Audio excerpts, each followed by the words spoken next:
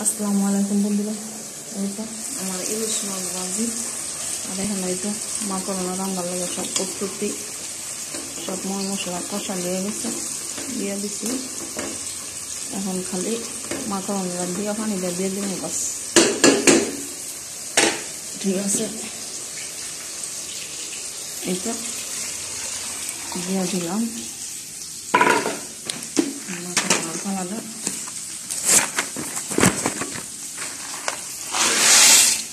দিয়ে দিলাম আলহামদুলিল্লাহ।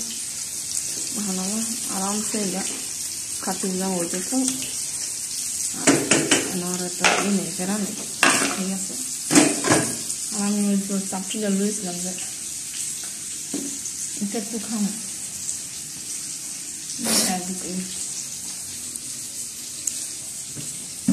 আর এখন আমার গরুর গোষ্ঠটা খুব ভালো।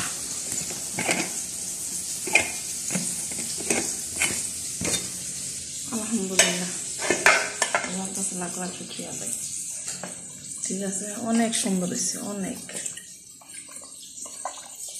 যা বোঝানোর মতন না।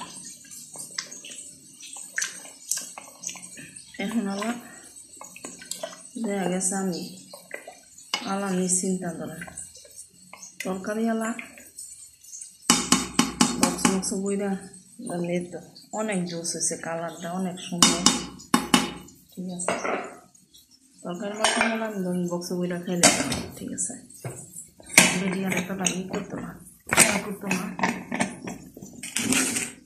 এই তো তব্বাকে কাম শেষ, মাছ ভাজি ধুয়ে গেলাম। এই তো যেমন আমার গরুর গোশ অনেক ফেভারিট, এমন আমার ইলিশ মাছ অনেক ফেভারিট।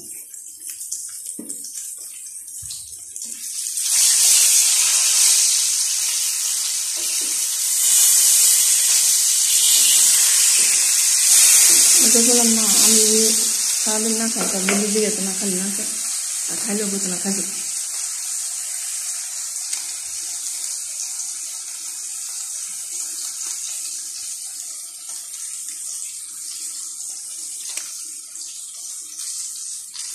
ভালো থাকবে।